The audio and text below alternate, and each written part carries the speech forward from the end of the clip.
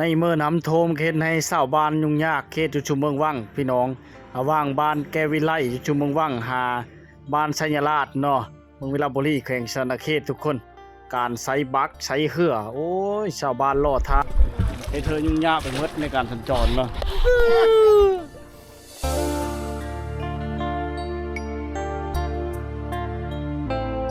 ครับทักทายสบายดีพี่น้องทุกคนนะระหว่างการเดินทางเนาะก็พอทางตันลายมือแล้วทุกคนเนี่ยมันจบมือนั้นมือนี้มือนี้มือนั้นแต่น้ำท่วมเนาะตั้งแต่วันที่8ที่9มันขึ้นเนี่ยทุกคนเลยเส้นทางถึงตัดขาดระหว่างบ้านแกวิไลเส้นทางเล็กชิปเนาะเมืองวิลาบุรีหาบ้านชัยราชเมืองวิลาบุรีแขวงชนเขตทุกคนในขวดเดือห้วยเดือเนาะห้วยเดือเส้นทางไปบ่ได้ทุกคนเนี่ยชาวบ้านเขาเจ้าก็มาล่อบางคนก็ขอความช่วยเหลือเพิ่งผ้าใส่ในย่ำทุกเฉินเนาะไปมาการใช้บักใช้เหืออย่างต่างๆเนาะมายืนล่อท่าชะลาเนี่ยทุกคนนี่ก็ตอนแรกนะนี่2-3 พวกแรกนะมาเบิ้งกันยังคือก้าวยังมาลงอยู่ลายมือเลยที่มันโทมขึ้นมาเนาะ3-4 มือเลยทุกคนมาเบิ้งน้ำถ้าสิความไปพลาดนั้นบ่น่ะ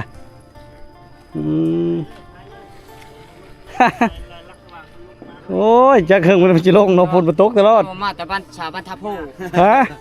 มาแต่ยืนยันชาวบ้านไปบ่ได้ดอกนะกะน้ำท่วมคือเดียวนี่แหละไป4-5 มื้อขึ้นหลังก็มาบ่ได้นี่ก็น้ำขึ้นบ่เดียวข่าวว่าได้หามรถมาโอ้ยังบ่ลงอยู่เนาะลึกแล้วนี่เฉยฮอดวันที่11เลยเราจะเก้าอยู่ติพี่พอเถอะแต่เก้าแห่งเลิก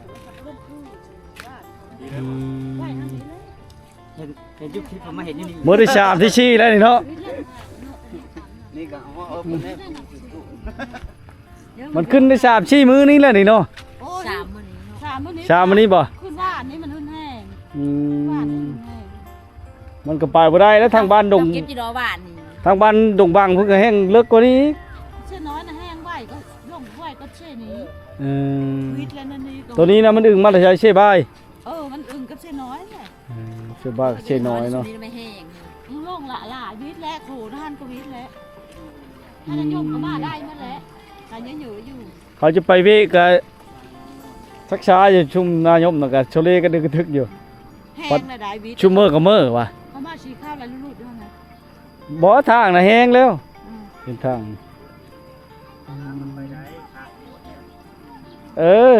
ต้องได้หาพี่น้องแล้วเนาะบ่ได้แก้ไขในบ้านนี่แล้วเนาะเขาโขนี่เขาใหญ่เขาโอ้น้ำขึ้นหลายเลยเนาะหลายละปีนี้คักแล้วเนี่ยหลอกไปนี่บ้านนี้อยู่5 บ้านเมื่อเว้บ่นี่กะมีแต่จ้างเฮ้อแหละเฮ็ดได้เนาะฮอดมื้อเว้ไปงานเลยนี่แหละพี่น้องฝนตกหลายมือหลายวันเฮ็ดเธอหนทางถือตัดขาดยุ่งยากไปหมดก่อนคือนี้ไอ้ธรรมชาติพี่น้องเพื่อสีดัดแกได้เบื้องข้างน้ำโตนลงทุกคนน้ำโตนลงเนาะตอนนี้ชาวบ้านพอได้แก้ไขย่ำฉุกเฉินเนาะโอ้ตัวนี้แหละใส่ดึงเฮ้อมันมีบั๊กบ่ด้วยครับว่าตัวนี้หาเกามาป่ะจ๊ะหาเกามามือ10 โมงนี่เอามาแก้ไขเนาะท่านก็เราต้องการมันลายคือท่านผู้ทงผู้ท่านใช้เหือจักรเราทุกคนมันไวนี่แหละยุ่งยากแล้วพี่น้องเมื่อก่อนขึ้นบักฉุกเนาะโทมฮอนลักนี่ทุกคนเลยมันกำลังลงน้ำมืออื่นน่าจะไปได้ปกติแล้วมืออื่นเนี่ยเส้นทางถึกตัดขาดพี่น้องในวันที่11ต้องเข้ามาฮอดนี่ตอนแรกนะ2-3 โมงแรกทุกคนน้ำประมาณ100-200 เมตรนะความระดับน้ำนี่เนาะความกว้างความยาวของมันทุกคนจักทุกคนหักเขาเจ้าหักเอามาเนาะเพราะแก้ไขนี่ระวังการข้ามระวังบ้านต่อบ้านเนาะเพราะว่าเส้นทางถึกตัดขาดเลยทุกคนเฮ็ดให้สภาพ ระดับน้ำก็เริ่มลดลงเลยนะคือว่ามื้ออื่นมื้อฮื้อน่าจะไปได้ปกติถ้าฝนบ่ตกถ้าฝนตกมันก็ขึ้นมาอีกทุกคนเนี่ยมาแล้วก็พักตอนช่วง12 โมงก่อนเที่ยงเนาะฝนตกหลายเนาะตอนนี้ชาวบ้านเขาเจ้าทั้งนั้นก็จะเคลื่อนที่มาผ้านี้เขาใช้ในการดึงเชือกนี่เนาะทุกคนเนาะดึงเชือกใช้บักพอได้แก้ไขในยามฉุกเฉินทุกคนมาพี่แล้วก็เอาข้างนี้ไปพุ่นนี้เพราะว่ารถมันไปบ่ได้แล้วบางเทื่อก็เอารถขึ้นลำนะทุกคนนะเฮามาเบิ่งกันเนาะนี่แหละภัยธรรมชาติทุกคนเลยมันอึ่งจากแม่น้ำเช่บายเช่น้อยขึ้นมาเนาะเฮ็ดเธอยุ่งยากในการสัญจรแล้วจากเคยไปสะดวกสบายบัดนี้ก็เฮ็ดเธอยุ่งยากขึ้นมาเลยทุกคนเลยเช้าสาวเบิ่งน้ำบ่ฮะเบิ่งน้ำบ่สาวฮะเอ้าไฟไหม้ยังน่ะไฟไหม้นั่นน่ะกับความมาแต่พลาดนะทุกคนเลยเนาะใช้โดยบัคกระตุกน้ำแก้ไขฉุกเฉินนะทุกคนนะผมขึ้นพุ่นโอ้เอารถจักรขึ้นพร้อมเลยเนาะจอดอยู่พุ่นเลยทุกคนเลย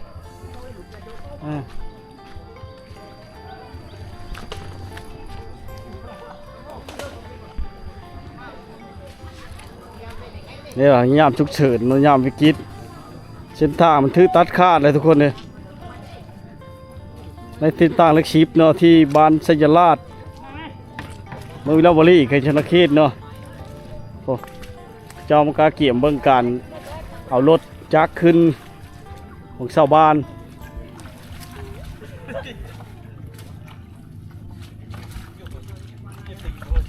ไปห้องนี้มาแทงเอามาตารางอ่ะรถมาไงเลี้ยวไปนะโอ้ยแฉบเลี้ยวต่อไปนะเป็นเดี๋ยวไปข้างใน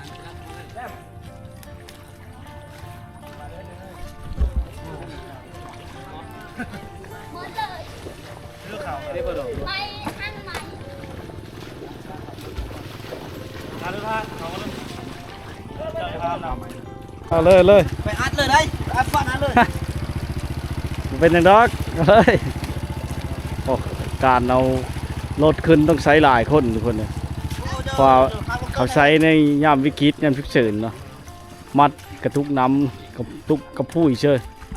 ไปหลาย แมนบ่ย่อเป็ด จักร2 คันทุกคนย่อไก่ ยะขนาดในการสัญจรเนาะเพื่อจะไปได้เพราะแห้งล่อท้ายจุดท่าบักนี่มาฮอดพี่แล้วก็ชาวบ้านทางนั้นกันล่อท้ายทุกคน ขึ้นมาบ้านปาดีน้ำเหนียว ฮะ ขึ้นมา ขึ้น ขึ้นมา โอ้ ไป ดึงบ่านี่เนาะโอ้มีหมดทุกคนเลย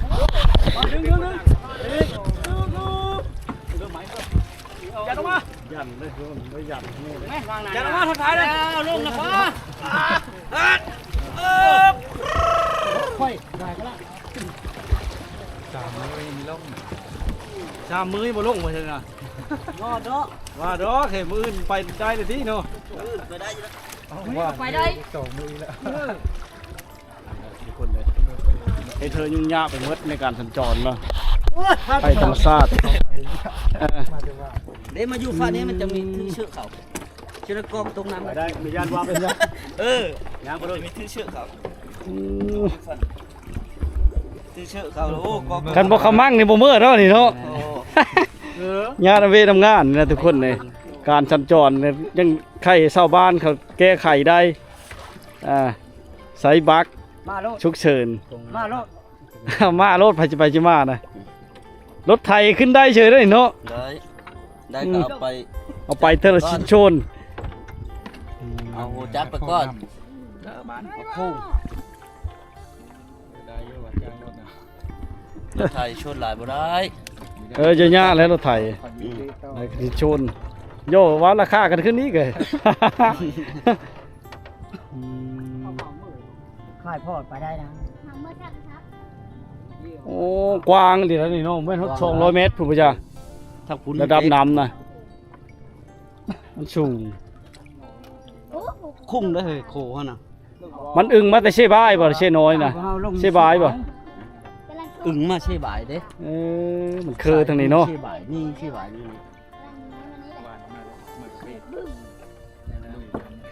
ไม้เป็น2ชั้นทุกคนเลยคือว่าแก้ไขฉุกเฉินได้สะดวกสบายย้อนกระตุกเนาะโอ้ตีรถเยอะเลยเนี่ยชะลาตีรถเยอะเลยใช้รถใหญ่เลยมาเชิญน่ะ รถฟอร์ด ทำนั้นก็ล่อท่าจะได้หันเนาะยังน่ะลอยมาเลยบ่น่ะ ลอยเลยแล้ว ฮะ ลอยเลยแล้ว โอ้เราจอดรถไปพุ่นเลยลอยเลยเราบ่จะขึ้นบักนี่บ่เอ้าว่าฉันแหละโอ้ลอยบ่ได้คือเลยน่ะคำมันเลิกรีรอนี่มาบ่ได้เด้อเนาะบ่ตื่นบ่เลิกนั่นแหละ โอ้ยอันนี้ก็เกมลงแล้วเนาะ เบิ่ง2 4 6 8 10 คนทุกคนเลยหลายคนขนาดขี่เนี่ยเป็นรถจักรเนาะ โอ้ ครับไม่ซื้อนี่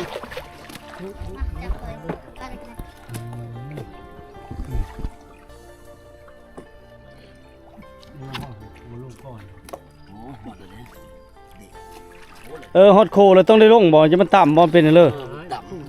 ปืนเลยว่าดิฉันไม่ลงยังมีกินเลย ไปไปเลย โอ้จูแบบมันย่างมากก็มีลอยมากก็มีทุกคนบ่กล้าขึ้นบักบ่เป็นเลยฮะ แมนเดียบเลยน้ำนะดูเป็นเนาะ ผู้นั้นแห่งใช้ชุดวันเกิดเลยทุกคนเลยนะผู้เสื้อชุดวันเกิดเลยนะแกเครื่องไว้อยู่ทั้งเทิงเลยก็ย่างมาแบบสบายเลยนะบ่เป๊ะเลยบ่แต่เครื่องเป๊ะคาดว่ามื้อตอนแรกมื้ออื่นนานสวิตนะทุกคนเนาะโอ้เถอะ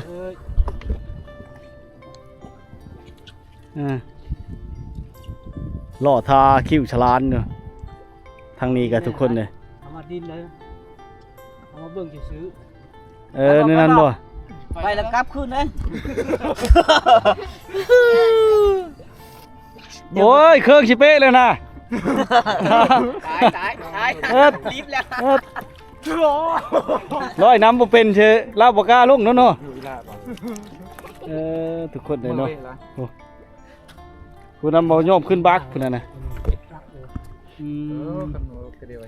เมื่อวานนี่นะน้ำขึ้นหลายเลยทุกคนเลยเขาค่าน้ำอยู่แต่ว่าเฮาบ่ได้มาอัปเดตเนื่องจากมันบ่มีสัญญาณอินเทอร์เน็ตจักเชื่อลงแนวใดมากใหญ่ลงมากก็เลยบ่ได้ไปเฉยเลยวานขี่เห่อะมากไม่ได้รถไปเอาเดี๋ยวนี้นะ มามื้อนี้บ่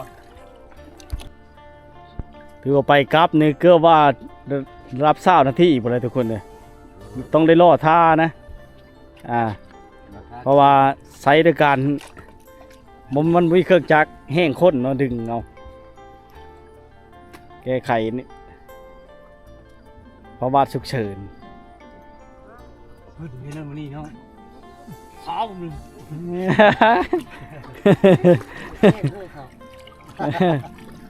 นี่แหละทุกคนเลยเนาะการสัญจรระหว่างบ้านต่อบ้านนี่เป็นเส้นทางเล็กชิปแต่นี่ทุกคนเลยบ้านชัยราชเนาะทุกคนเนาะเอาผู้เฮาไม่ได้ผู้จับกัด โอ้เด้อ้อยคะแนนป่ะนี่โอ้ อยู่หันแล้วให้ดอกทอดออกกอง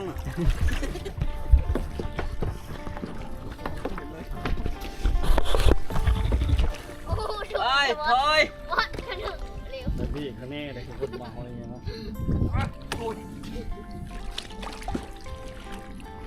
rồi kìa mình sướng đấy hồi thằngไป ต้องใส่ลายก้นก็ได้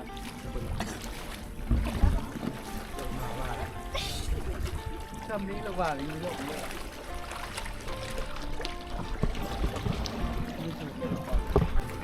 ตัวใหญ่ตัวสีขาวเนาะนี่ย่อชอยปะ dạ nó vươn hoa luôn ทั้งนั้นดิทั้งลัง ข้างหลัง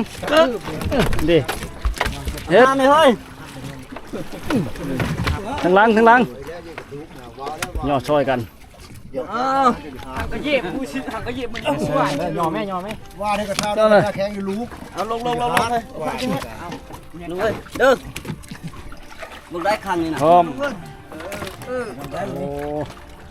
ขึ้นทั้งเรือลงทั้งนั้นเลยทุกคนเลยลองมันนะ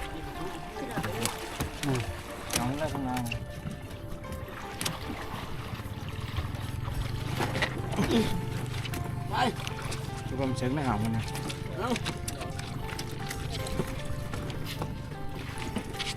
ทุกคนเอ้ยทุกคนเอ้ย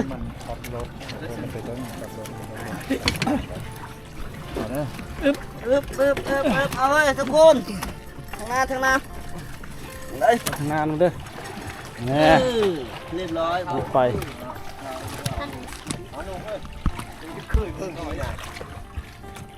นี่ผู้จะไปต่ออีกพี่นี่กลับไปกลับมามืดมือเลยแล้วมันนี่เนาะโอ้ไม่คันไม่เอาขึ้นนี่ทุกคน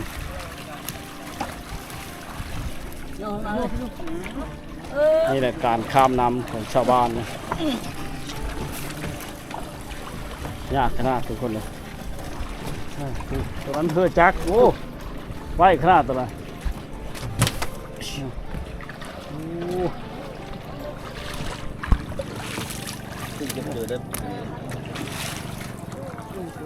มาแต่เมืองคนนั้นนี่เนาะ นี่แหละมาเนี่ยช้างนี่ มานั่นช้างนี่เมื่อจุดชุมนี่ป่ะ เมื่อได้สลบ เฮ็ดเลยจะเนาะฮอดย่ำจะเมื่อเลยบ่ได้แล้วบาดเลยในเมื่อแล้วโอ้ทางนั้นไหวขนาดข้าวดีอยู่โอ้ไปเลยตกเลย กลับได้บัตรนี้ได้ โอ้บัดกลับคือไหวดีเนาะ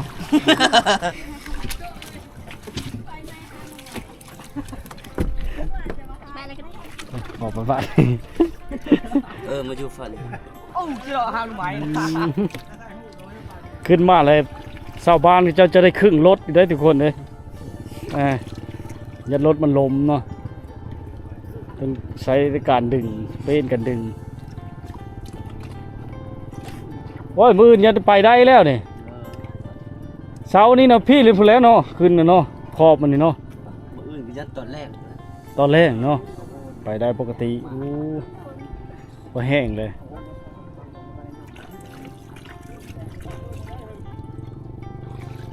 ช่องเธอนี้บอกมันโทรมาหากระโทมนี่บ่ โอ้ยทอเธอนี้เลยช่องเธอก็บอกนี่กระไรท่านได้ทมซ้ำเนี่ยยังอยู่ตะกูลโว้ยคนป้าเมยปุ๋ยมีข่าว อ๋อปีข้าวพวกเยอะนึงนะชับโบมือนี่เอ้ยน้องฟูไปลอยไปบังเลอเลยนะมาจับเนาะจับสิกระจักแต่ละแกเครื่องไปข้างแน่ยันปลาเครื่องเล่นอยู่ลอยนี่อยู่โอ้มันถือขึ้นคนมันมาเฉยเนาะ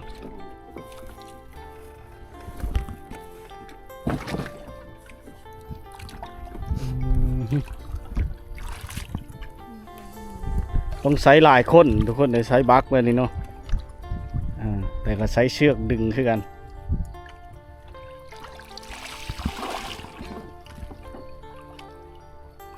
ทุกปีเนี่ยต้องได้พอเลยแล้วแบบนี้เนาะว่างนี่นะมันเคยพอเลยนอกจากว่าเขาคูนทางขึ้นเฮอจุดพี่ได้รับ3 เมตรผู้เนาะดับนั้นแล้วจึงวิทย์นี่กว่าบ่5 เมตรผู้เลยเนาะเฮ็ดโคเมอร์คูนขึ้นอีกนะแบบทางเมืองชนกัน5 เมตรกับคูนนะจะได้วิทย์น้ำนะอาจจะพอนกัน2-3 เมตรผู้ใดจะได้วิทย์ไปปัจจุบันนี่ก็ใครแน่แล้วยังเท่าทางเล็กชิปนี่แหละยังลำบากขนาดย่ำพุ่นก็ได้ย่ำแรงกับฟัดขี้พุ่นนี่อีกบาทเนี่ยเฮ้ยรุดแล้วเนาะ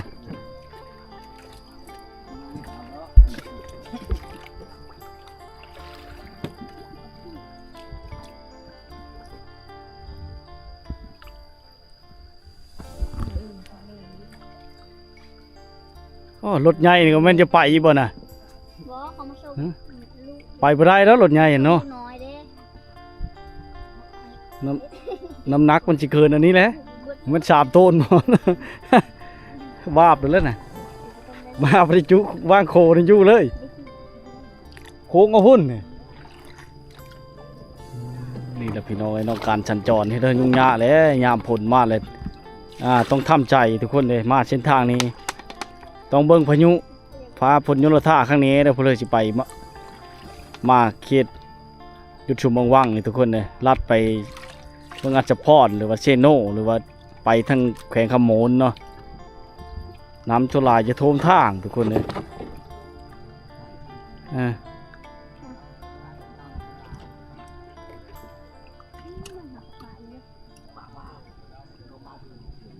มันคือ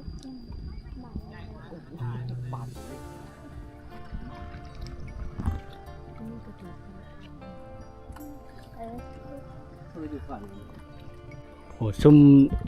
ผู้ใหญ่เขาเจ้าเลยไม่ได้จะไปทุกคนเลยก็มาซอยเดียวเด็กน้อยเขาเจ้ามาลิ้นนำม่วนเฉยได้โอกาสปล่อยว่าวแล้วเด็กน้อยสมัยยังน้อยเพื่อก็มักลิ้นขนาดนำมันทุกคนเลยโอ้ยว่าแต่บ้านเลยเฮาก็พอเฮาแล้วข้าวยังน้อยนี่ยังไม่ได้กินข้าว เพราะมัก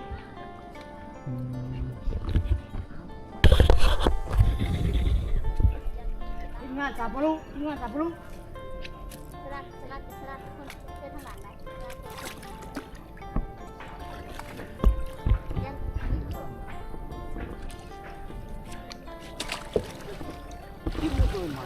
อเลย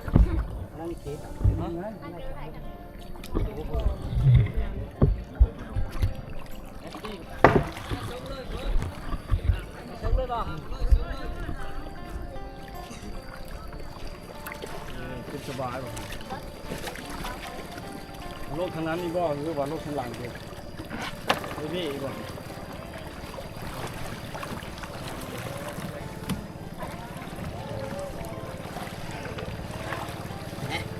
เลยบัดพุ่นเลยจับเลยเอาไปเลยมาเลย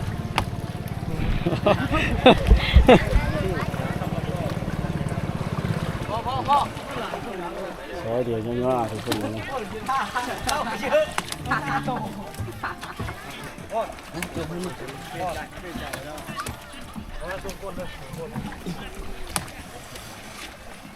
เอาลงหั่นพ่อเลยทุกคนเอาลงทางเลิกก็ได้ลงทางไหนก็ได้เลยทุกคนเลย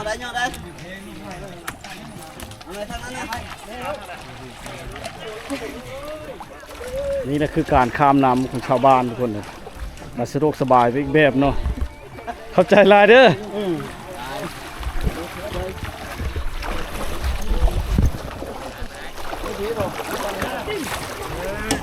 โอ้ไว้เนาะเจ้าข้าวเดียวเนาะไปกลับก้อนเขาติก้อยยังเอามาเพิ่มไม่พอนี่นะหาปลาโอ้หาปลาทุกคนมัดกระตุกข้างนั้นข้างนี้สะดวกสบายเลยเฮ็ด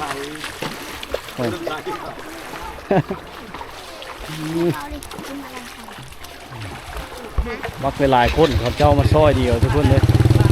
นี่บรรยากาศกันได้โอกาสเอ็นล้มเดียวพร้อมเลยโอ้เฮิร์นรถไถหน้าเขาเจ้าเฮ็ดนี่ทุกคนเลยทางลุ่มนะโชครถไถเนาะหรือเฮิร์นรถไถหน้าทุกคนเลยนี่เราบรรยากาศการข้ามน้ำของเขาเจ้าน้ำโบราณไปเลยแล้วก็เริ่มหญ้าเลย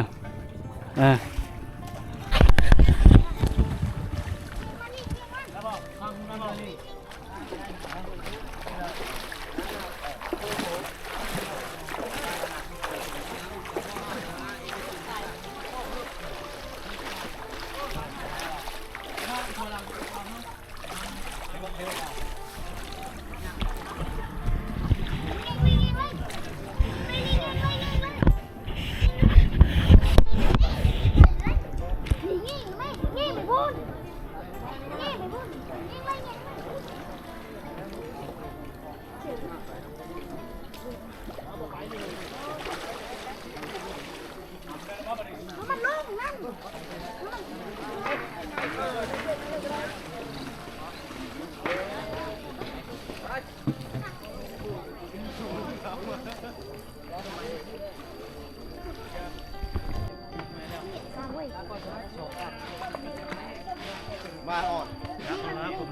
มาแล้ว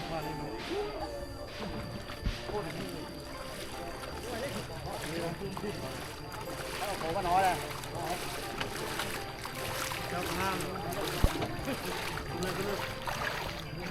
โอ้เครื่องจักรนี่กันใช้รถจักรได้เฉยเลยทุกคนเชื่อรถจักรได้เฉยเนาะโอ้โห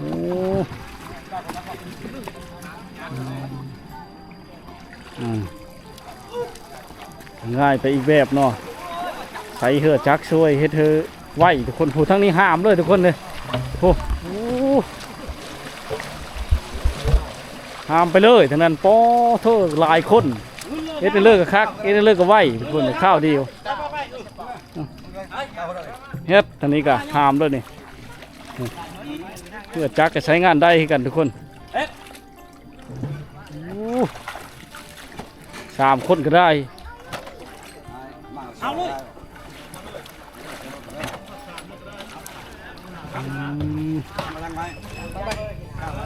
ไปได้บ่ได้ไปน้ำได้ย่าเลยได้ไปเที่ยวบางใดนี่บ่ไปแล้วนี่แหละคือการสัญจรทุกคนเนี่ยกันสะดวกสบายไปอีกแบบใครว่าผมมีแนวแก้ไขเนาะเลิกไปบนอื่นบนไก่ค่าเวค่างานเพราะได้แก้ไขทุกคนเนี่ย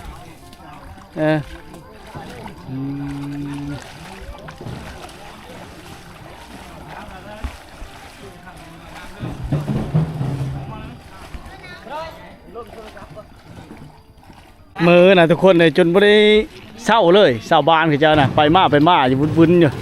ถือว่าเส้นทางเส้นนี้ถือว่าถือตัดขาดจากแม่น้ำเนาะชาวบ้านเขาเจ้าก็เที่ยวมาตลอดเลยเมื่องานทุกคนเลยโอ้เติมมาล่อทาคิวแล้วนี่นะยันไปน้ำเพื่อจักแล้วนี่ทุกคนเลย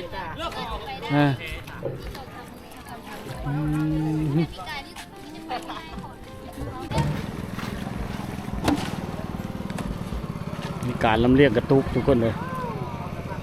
นี่แหละเพื่อนว่าถ้าแม่น้ำขึ้นมาแล้วก็มีแต่แนวยากนะทุกคนละ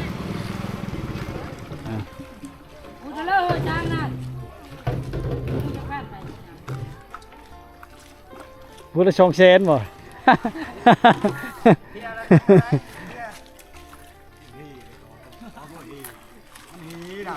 ไปดีกว่า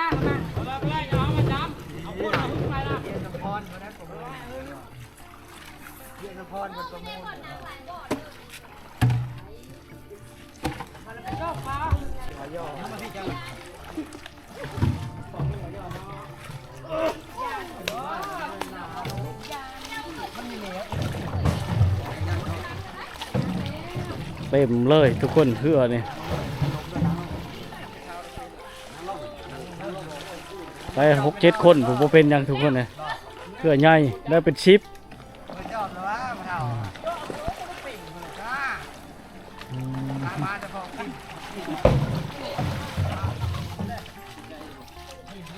ตำฮีแล้วนะ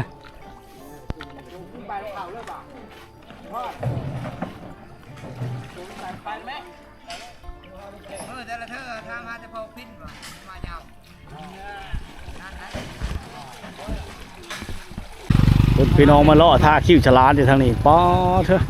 พร้อมจะไปการลากแก้จนใส่น้ำมันท่านทุกคนเลย